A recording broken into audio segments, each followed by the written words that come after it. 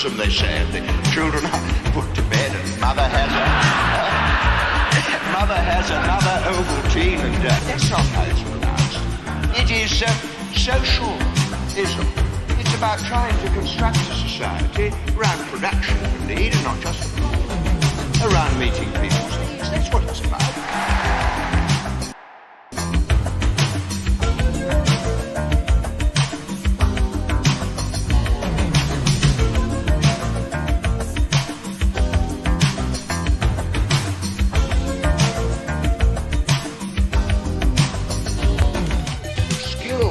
Some of the most brilliant scientists and engineers in the world are working on methods of death instead of the means of life.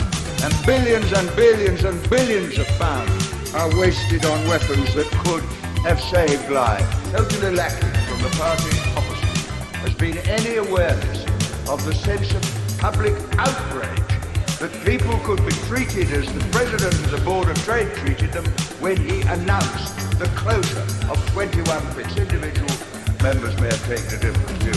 It was callous, it was brutal, it came from a party that prides itself on a citizen's charter, and he knows on our side of the House that this is a sustained attack upon the mining industry because the previous Prime Minister regarded the NUM as the enemy within. That's what it's about, of course, that's what it's about. The term the enemy within was covered for their own chaos, its market forces. If market forces applied to the farming industry, half the farms in Britain would have closed years ago because you can get cheaper food from New Zealand and Australia. And you have to ask, what's the objective of energy policy? I tell you, one of the objectives that our Labour government published, very simple. The object of energy policy was that everyone should have heat and light at home. But that's an energy policy, but it's one they don't believe in, because they do believe in profit and not in people. And that's what this whole argument is about. The thing is, despite the fact we've been told we're an entrepreneurial society, this is a country today that has an utter contempt for skill. You talk to people who dig coal, run trains, doctors, nurses, dentists, tool makers. Nobody in Britain is interested in them. The whole of this so-called entrepreneurial society has focused on the city news we get in every bulletin. Skill is what built this country's strength, and it is treated with contempt. I must confess, the auctioning off of public assets, particularly the latest disgusting Frankenstein advertisements, which told me more about the mentality of the minister who devised the scheme than it did about the sale itself.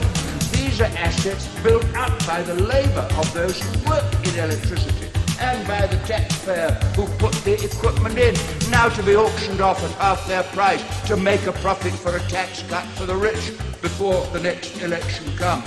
And when we look back on the 1980s, we will see many victims of market forces. I do not share the general view that market forces are the basis of political liberty. Every time I see a person in a cardboard box in London, I say that person is a victim of market forces. Every time I see a pensioner who can't manage, a victim of market forces.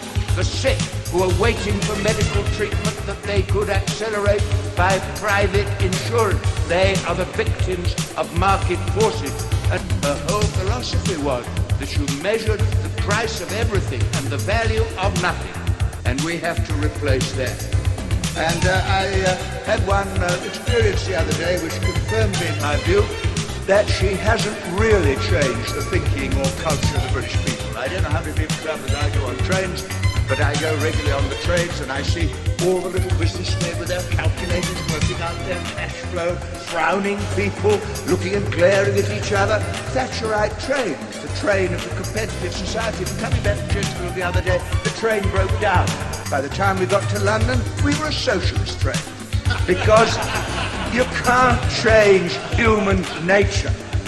There is good and bad in everybody, and for 10 years it is the bad and the good that has been denounced as lunatic, out of touch, cloud cuckoo land, extremist and militant. And that's what the party opposite have done. They don't quite yet know. They think it's the retirement of a popular headmistress under circumstances some might regret.